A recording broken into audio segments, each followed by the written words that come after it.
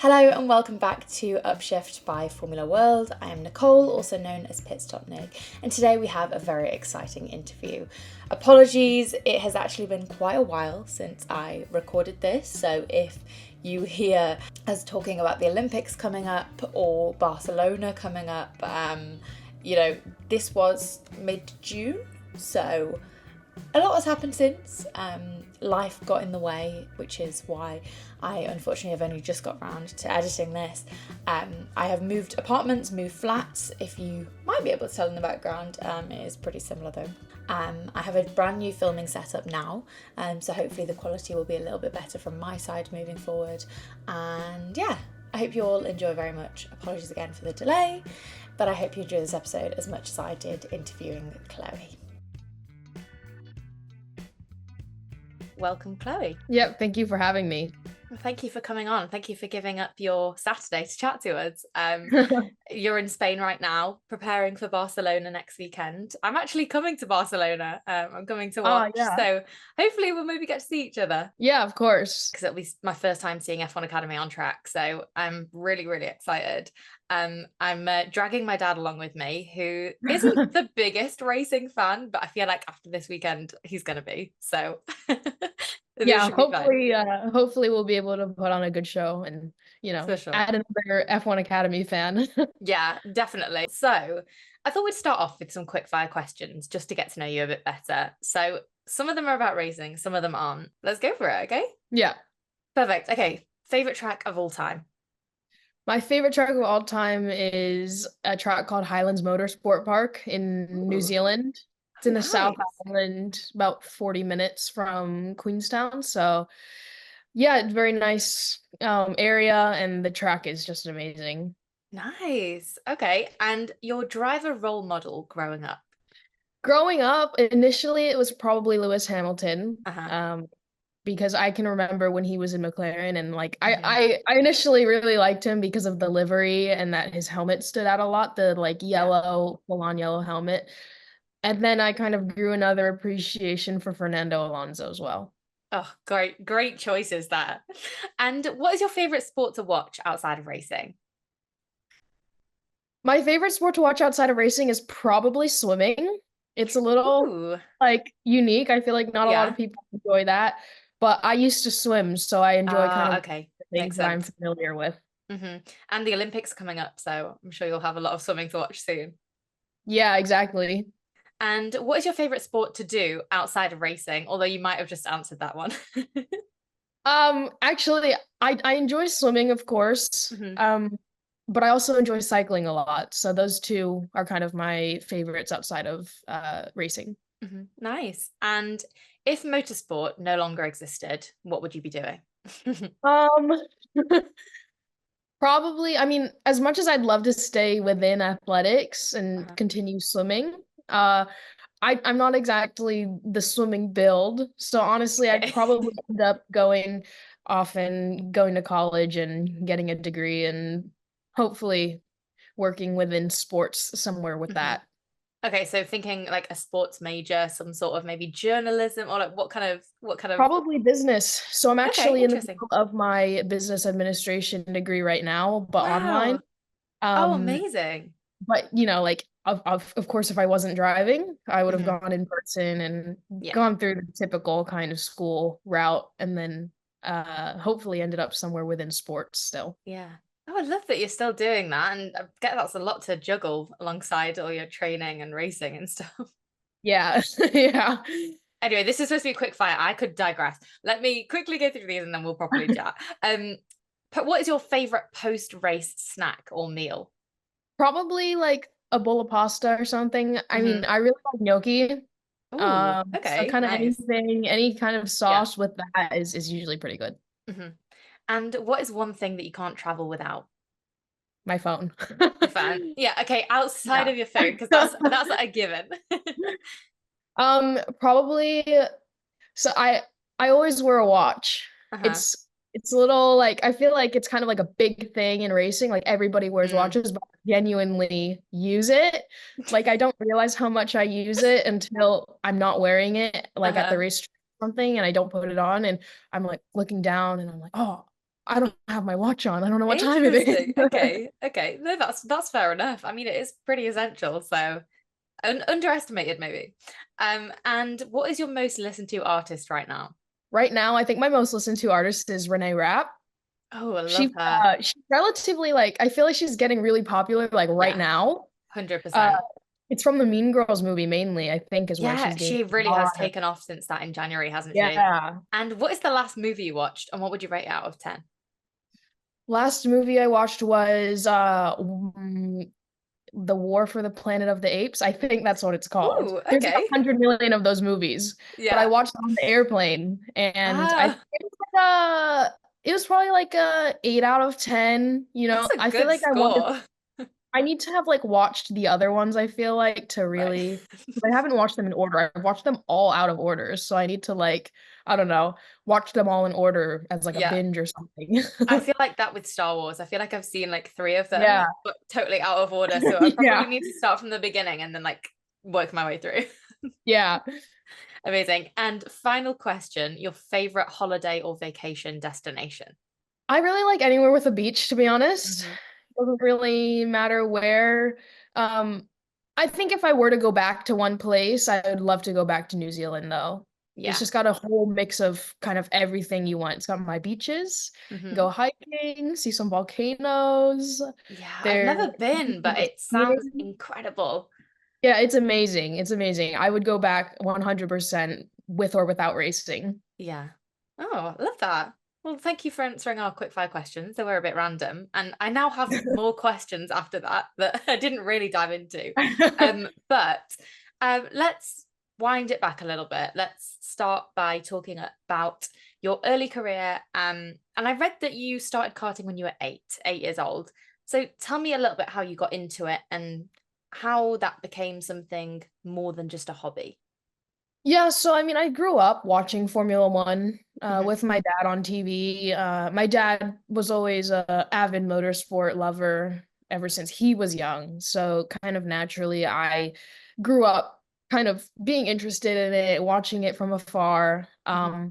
And then yeah, I had asked my parents, I was like, oh, I want to drive. Like, I want to try driving. You're at the kind of age where you try every single sport in the world. Yeah. So I hadn't quite found my sport.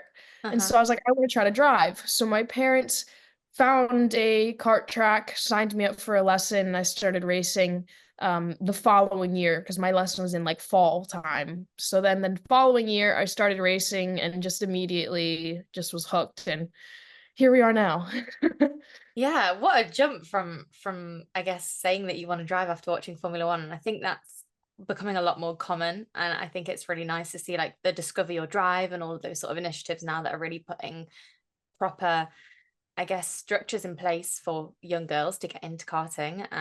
But did you grow up in New York? Am I getting that right? Yeah, so I grew up mostly in the Northeast, New York, New Jersey, that kind of area. So that's where I mainly started karting. I started karting kind of in the Northeast of the US. Yeah. And was it quite popular or was it quite rare that you were picking up? Like, what did your friends at school think?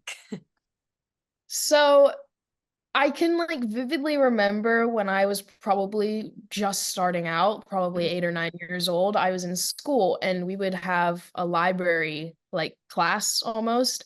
So we would go into the library, we'd pick out a book for the week and then we'd bring it back the next week. And I remember I picked out a book about go-karts Hmm. and my friends were Classic. like, "What is that?" And I was like, "It's what I drive." And they're like, "You drive those?" And I was like, "Yeah." But I So think I mean, that's so cool.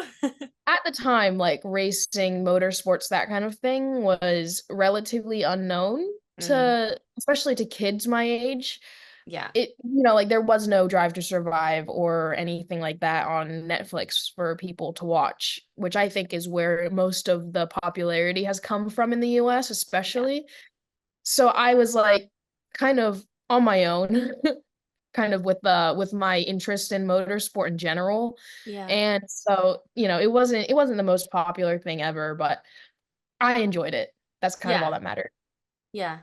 I think it feels quite isolating at the time if you have an interest that's totally different to everyone else. But I think it becomes really cool and unique when you sort of grow up and come through school and you're doing something that no one else is. I think there's something very special in that. But how did you balance it with school? When you were competing, was it quite a time commitment, or did it not really affect you and I guess your education?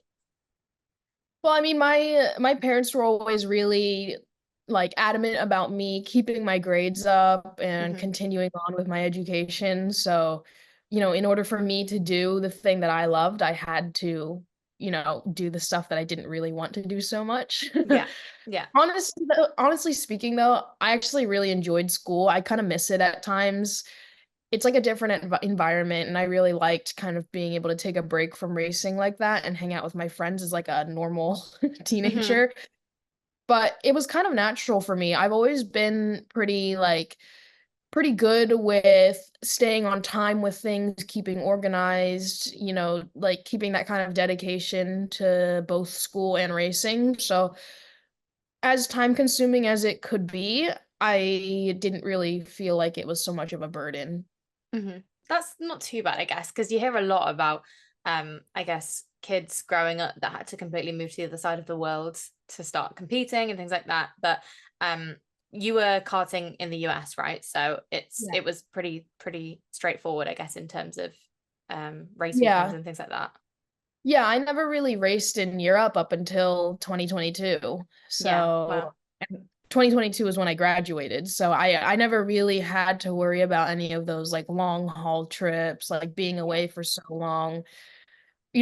I would go away, of course, for like a week or so, but never Mm-hmm. really more than that. Um, and I always like had a pretty good relationship with my teachers because I was a good student as well, and Mm-hmm. I never had a reason for them to not like me being absent and that kind of thing because I always got my Yeah. work done. Yeah. A great conscientious student then. Was racing always the ambition? I know you mentioned swimming a little bit and trying different sports, but um, were there any other real passions that you had growing up? I mean, pretty much as soon as I started racing, I really just fell in love with it and decided that that's what I really wanted to pursue. Of Hmm. course, I continued on with swimming all the way up until I graduated high school in 2022. And, like that was always a big passion of mine. But realistically speaking, swimming is really hard for Mm, a smaller person. Racing, it doesn't really matter so much. yeah. You know, is you have to train and get strong enough to drive the car, but it doesn't matter how tall you are or anything like that as much as it does in swimming. So I was like, Hmm.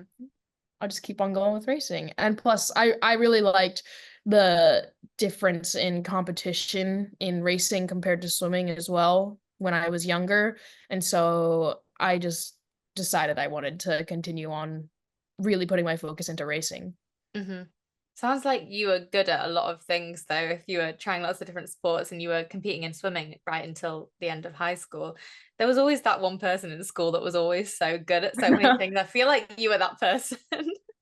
Yeah, I was a good student. Hmm. I would miss swim practice for a week and then come back and immediately win a championship or Wow. something. All of my teammates were like, "Are you kidding me?" Yeah, yeah. I mean, it's a good thing. And obviously you found what you are really good at and what you really enjoy. So, yeah, I think it's amazing that you're pursuing it and that you're able to, I guess, follow your dreams without sounding too cringy. Yeah. Yeah. So in 2021, you made the jump to Formula 4, the US Championship. Tell me a little bit about navigating the change between karting and that and what you learned, I guess, from the jump. Yeah, I mean, F4 was a pretty difficult year for me. Hmm. Moving into F4 straight out of karting was a lot to kind of Mm, take in, and I didn't do a whole lot of testing throughout that year. So, right. going straight into the races and just having to figure it out at the race weekend was difficult. Yeah. Um, but I think it still gave me really valuable experience. Of course, any seat time is valuable to you as a driver, Hmm. in some way or another. So I managed to find value out of it. And of course, I think ultimately driving that year in F4 helped me get into W Series the following year. Yeah. It must have been so difficult having no real testing time to even understand how the car works and probably new circuits as well, I'm assuming. So Yeah. probably pretty tough. How was it in terms of your mindset? And because you must have had a lot of mental strength to be able to navigate the change and also try and, yeah, learn things as you go. I mean, my mindset was always pretty positive throughout that year, despite my results not really showing so much.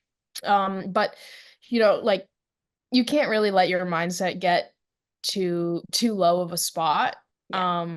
because ultimately that'll end up hurting you in the long run. And for me, the goal was to get recognized by W Series Mhm. and get out of F4, and then start getting more experience in Europe and that kind of thing. And so when that actually happened, then I was like, okay, now I don't really have to really worry about so Yeah. much anymore. Yeah. Before we chat about W Series, you probably get asked about this all the time, but I heard that you have a Guinness World Record, and Yeah. I was reading about it, and it sounds kind of wild. So tell me more. I want to know the details on how it came about, because that is pretty cool of an achievement. Yeah. So we were approached by the people that had done the film that is now on the Porsche YouTube channel. So Uh-huh. Okay. they had approached us on Porsche's behalf because, of course, if you go up to anybody and say, "Do you want to break a world record with Porsche?" I feel like anybody would say yes. So they wanted to Yeah. make sure they had the right person for it, Okay. not somebody who's just doing it for the name. Sure. So, we were like, okay, sure. All And they were like, right. "So I'll do it, I actually, guess. the idea is with Porsche." Yeah. So we were like, oh my gosh, like this is so cool. Hmm. So Porsche like sent out their whole film team, and they sent out like all the cars. They set up all the logistics of like renting a runway and all of Wow. that. Um, and it was their idea to actually do the record. Of course, like, I would be happy to do whatever. But it just so happened that they wanted to do a Guinness World Record and actually break a record that had been previously set by somebody. Right. So Okay. it was a really, really cool experience. It took pretty much a full day because it was so dependent on like cloud coverage and because then that changes the track temperature. Yeah. Um, Yeah. this was in the middle of August, so the heat was a lot. Boiling. Yeah. Um, And you were so only yeah. 16 at the time, right? Yeah, I was 16. I remember I had my driver's permit, not my full Hmm. license. So like I would have to go to the airport and like I would drive, but like somebody needed to be in the car with me because that's how it worked. That is crazy. It's pretty cool though. It's fastest vehicle slalom, right? Yes. That's your title. Well, it's not your Yeah. title, but it's your world record. Yeah. No one's Yeah. broken it yet. Not yet. Well, let's hope that they don't and you can continue on having it. But regardless, it's pretty cool to have and to say that you've broken a Guinness World Record. Yeah. Anyways, right, W Series. I know you did testing at the start of 2022, and you competed with Jenna Racing. How would you describe that experience as a whole? How important was it for your career progression and just your general feeling around your time in W Series? W Series was a great time Hmm. overall. Good. It was really good to get that kind of experience racing in Europe, racing in front of Formula One. My Hmm. first Formula One race I had ever attended in person was that year in Miami. So Ah, that was that's so really cool. cool. Um, Having a name like Caitlyn Jenner, of Hmm. course, on the car as well was amazing. And I was still in school, so like, I got to go to school and be like, yeah, I was just at Caitlyn Jenner's house in Malibu, and everybody was like, what? And That's wild. it was just so cool for me. And of course, I had Jamie as a teammate. Hmm. Yeah, I mean, I learned so much that year from both Caitlin and Jamie.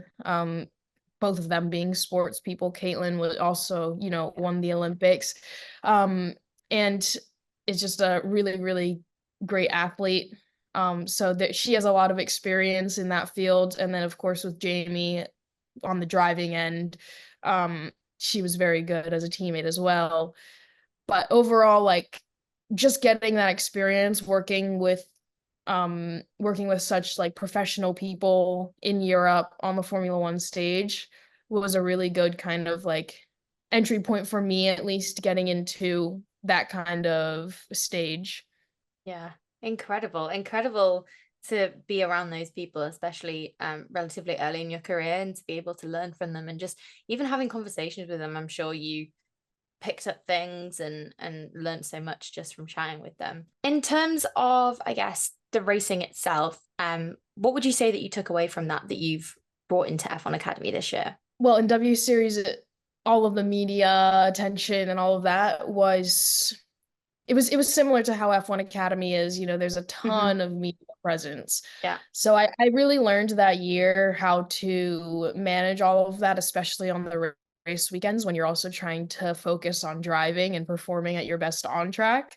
Um, we had to kind of I had to kind of learn how to carry myself in interviews, Hmm. if things were starting to go awry, how Yeah. to put them back in place, that kind of thing.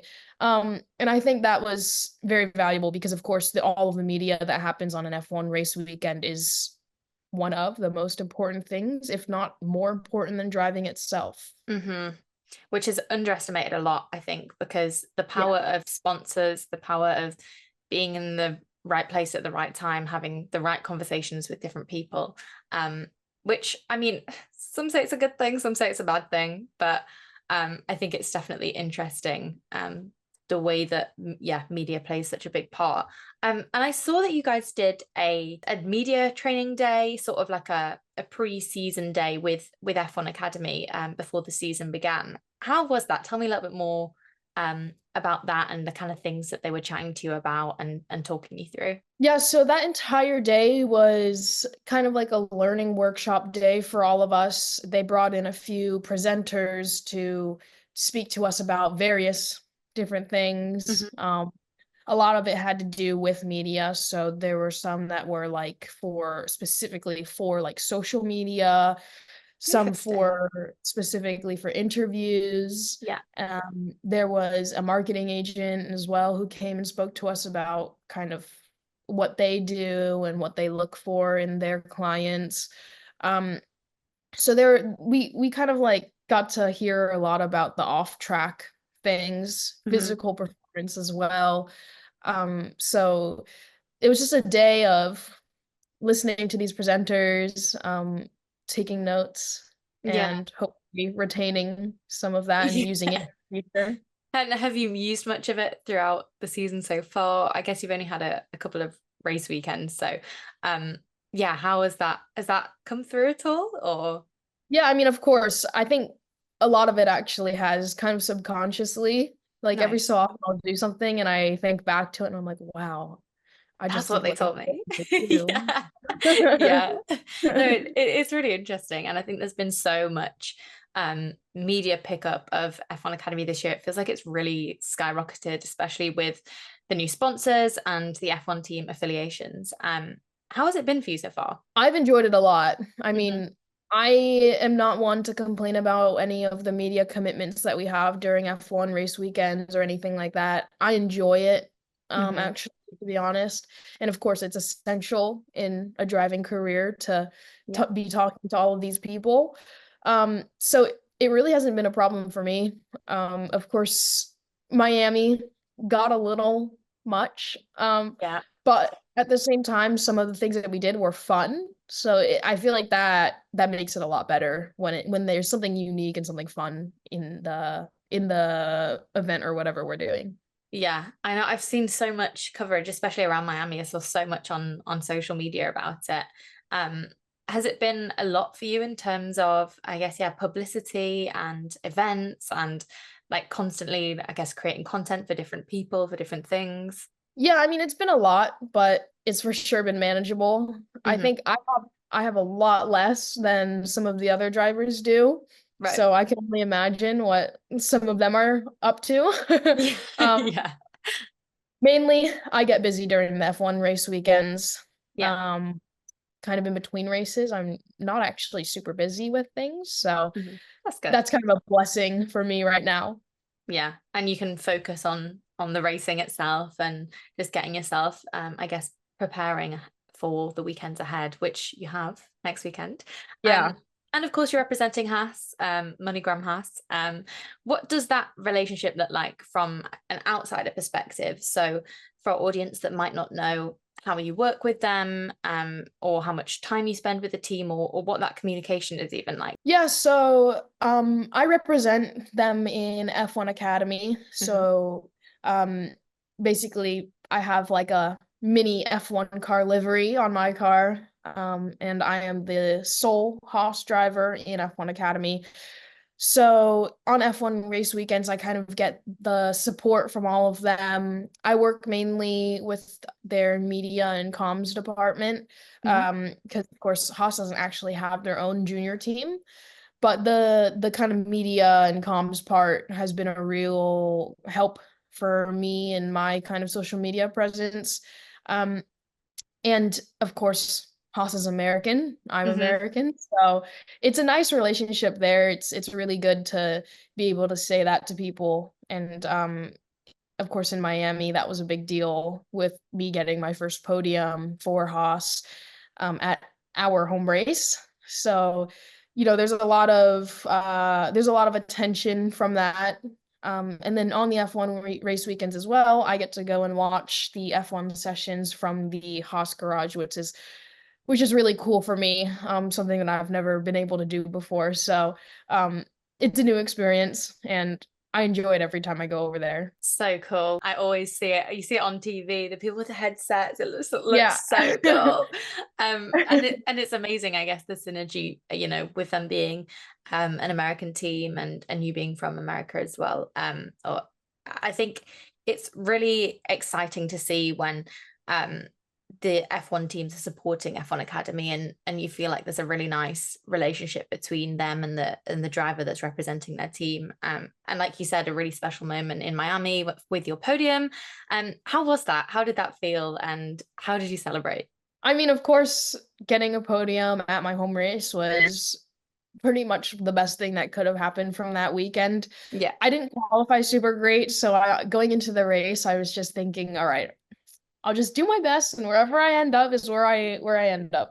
Yeah. Turns out, I made up 4 positions in the first race and the second race actually, and I finished on the podium. So I was super happy. I saw all of the Haas people kind of cheering me on. I saw, of course, all the Campos engineers and mechanics, and the fans as well Yeah. were just amazing. It was super cool to get a podium at my home race and one of my favorite circuits on the F1 calendar.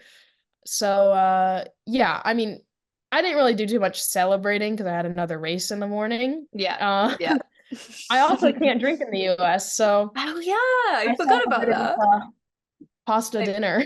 Yeah. Well, your favorite food, celebrating at your favorite track, I think it probably can't get too much better. And I feel like Miami gets a lot of unnecessary hate as a circuit because of, I guess, a lot of F1 fans that love the traditional tracks are a little bit kind of reject the newer tracks, the ones that appeal to maybe the newer audiences. But I think it creates some really exciting racing, and I love Yeah, watching the race at Miami. So I think it's a pretty cool one for you to have been on the podium for. yeah. Are you friends with your fellow F1 Academy drivers? Like, do you get to see them much off track? Like, how has that looked? Because it's probably quite a nice position that you're all in terms of being able to support each other, chat to each other. But obviously, you're competitors at the end of the day. So maybe there is that edge of, I'm not going to tell you too much, but you know. Yeah, I mean the people that I spend the most time with are my teammates, so Yeah. naturally I'm the closest with them. Hmm. We don't during like the race weekends and that kind of thing, we don't see each other in the separate teams Hmm. so often. During testing we will kind every so often. We'll see each Yeah. other at lunch and that kind of thing, but um yeah, I mean, when we do get the chance to speak, we're all pretty friendly with each other. Yeah. Of course, nobody's sharing any big secrets or anything. Yeah. We're Yeah. all nice off track, can have a conversation, and Yeah. it's a good environment for us still. Yeah, yeah, for sure. But when the helmets are on, ruthless. Yeah. You're all in a pretty unique position, so I guess you're all navigating it together and exploring this new world. Well, it's still relatively new F1 Academy, isn't it? So, Yeah. and how are you finding the actual racing itself compared to previous series incidents that you've done? Obviously, you were previously at Formula Regional Oceania Championship. That was your previous series before F1 Academy. Is it what you expected? What's it been like in terms of the car itself, the feel of the car? How are you getting on with that? Yeah, the racing has been really competitive this year, actually. We've all been pretty close to each other time-wise in qualifying, and then during the races, the racing has been pretty good. There have Hmm. been a lot of passes, that kind of Yeah, thing, a lot of action going on. So the racing side has been very good. And then for me, kind of learning the car, adapting to the car, that kind of thing has been going really well. It's actually my first year racing on Pirellis. So interesting. that was probably the biggest thing that I had to learn. Yeah, Um, but yeah, I mean, after the first test that we had in the year, I felt like I had a pretty good handle on the tire and was yeah, I think overall it's been a pretty good year so far with kind of learning everything, getting used to everything, and yeah, I think the rest of the year is going to turn out even better. for sure. And you're fourth at the moment in the standings, aren't you? Right. So Yeah. I think you could safe to say you're doing pretty well. And I'm very excited to watch you on track this weekend coming up. And tell me a bit more about the physical side. What does training look like for you, and how important is strength and fitness in F1 Academy? Well, as I said before, I really enjoy swimming and cycling. Hmm. And then every so often I'll go and do some weight training as well to kind of supplement that. Um, but for me, the biggest thing has been working on neck strength because I've never Yeah. really had to do it before, to be Hmm. honest. So, you always try to prepare for the next step to make sure you're ready for that Yeah. because it's much harder to play catch up. Hmm. So yeah, just kind of trying to work on all of that. And of course, the F1 Academy cars are physical as well. But the next step that you go up, the harder it's going to get. So Yeah. it's always kind of keeping your eyes forward onto the next thing. Yeah. And how did you find neck training for the first time? Was it pretty tough? It's a little weird, like, because you don't Yeah. really like you don't use that muscle like all the time. I mean, you use Mm, it in the car, but at the same time, when you're driving the car, you don't think about it so mm, much. You're not consciously thinking I need to hold my head up. Like you just yeah. kind of do. And then in everyday life, like you never do it. So No. it's a little weird. Like it's like, when people like work out and they're like, wow, I've used muscles I didn't even know I had kind of thing. Like that's literally how Yeah. neck training is. I know. I feel like I would be awful. Have you used the strap around? Is it a strap around your head that you So those are like the nice ones. I haven't quite gotten there yet. I Okay. just I do kind of like a little bootleg version of it. Like a Maybe strap maybe around the neck. I need to like actually go and invest in one of the like harnesses, but I you mean, know, whatever works for you at the moment. what I, yeah, it's working right now. So yeah. We need some BTS. We need to see that on your socials.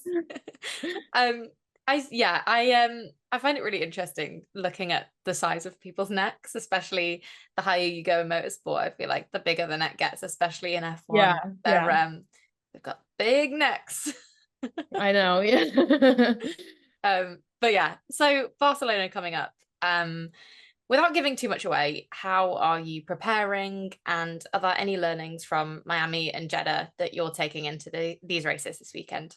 Well, we always do sim before every event that we go to. Hmm. I was just back at the sim yesterday and Thursday. And then we did the preseason test for F1 Academy in Barcelona back in February. So that was the last time I was at that track. And so then you can kind of carry with you the things that you had to work on were working on while you were there earlier on in the year. And it directly correlates because it's same car, same Yeah. track, same tire kind of thing. But of course, the track will evolve a lot from practice to qualifying. First one on track on Friday, and then the last one's on track on Friday as well. So that's a whole new kind of aspect to take in Hmm. during F1 race weekends. So kind of like how the track evolved back in Jeddah and Miami is something that we've been keeping track of to hopefully prepare for Barcelona for qualifying. You always forget that that plays such a big factor into it, the track itself, especially when there's going to be so many cars because there's F2 and 3 there as well. So it's going to be an interesting yet chaotic weekend for you, I'm sure. In terms of mindset, are you feeling pretty prepared? Are you feeling like you've got a lot more to do between now and then, or how are you, I guess, just in yourself? Yeah, I mean, I feel pretty prepared actually. Mhm. The test back in February went pretty well for us. Yeah, And then of course with Campos being a Spanish team, like the atmosphere around it is like super hyped up for them and yeah, everything. So of course I want to do really well for them. They have a lot of experience on that track in yeah. F4 and kind of everything really. Um, so yeah, there's a lot of knowledge from them on the track. And yeah, just kind of what we learned during testing there and kind of evolving with that. Yeah. Yeah. So you've got another home race in a sense, then, I guess, for that. Yeah, That'll yeah, be I guess fun. so. And I was going to ask if you would be able to watch the other races, but I guess if you'll get the chance to watch the F1 race from the Haas garage, then maybe it's going to be a fun one for you as well. Yeah, yeah, I think Barcelona will be a fun race. Yeah, no, I'm looking forward to it. So this next question doesn't have to be anything tangible or specific, but I guess from a bird's eye view or from an overlooking perspective, what do you think the future looks like for Chloe Chambers? I think for me, um, of course, I love to drive and continue on with my driving career. So in whatever kind of capacity that is, whether it's continuing on an open wheel, whether it's in Europe or the US in IndyCar, um, even sports cars, endurance racing, anything like that. Ultimately, all I want to do is drive. And you know, even when my driving career ends for whatever reason, I still want to remain in motorsport and hopefully be able to use my degree for that. Yeah. Um, but yeah, I think ultimately the rest of my life is set to remain within motorsport. Hmm. I love that. That's so exciting. I'm so excited to see what you get up to. And I think there's so many opportunities and so many routes that you can go down. I think you've got a very exciting career ahead of you. Do you have any aspirations off track? Obviously, you've touched on your degree a little bit.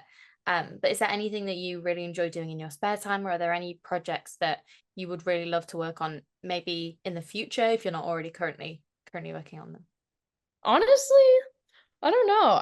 I've always like I've never really had to think about that. I've always just thought Yeah. like racing and racing and school and racing. Yeah, yeah. Those are kind of the two main things for me, school and racing.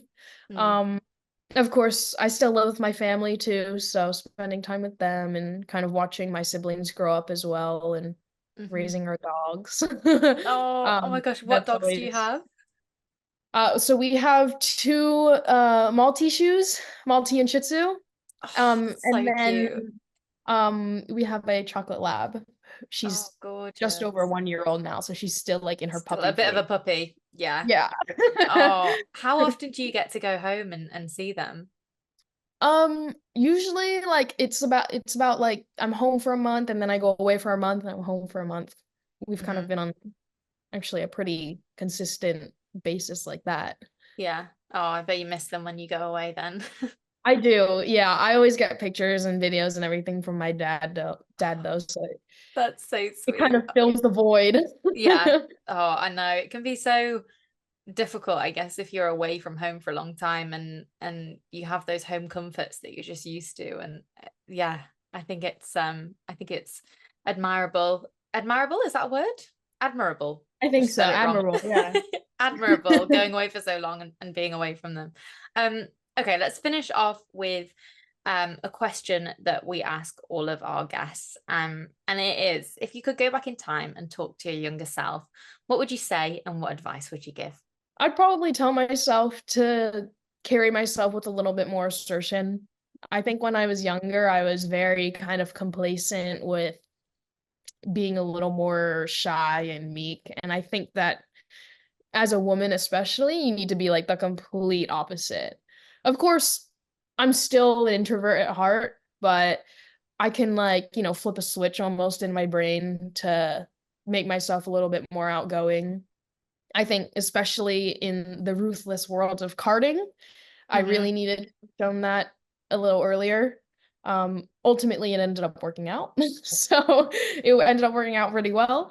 But, Absolutely. I think like to tell my younger self that I have the right to have the confidence and carry myself with that kind of confidence outwardly.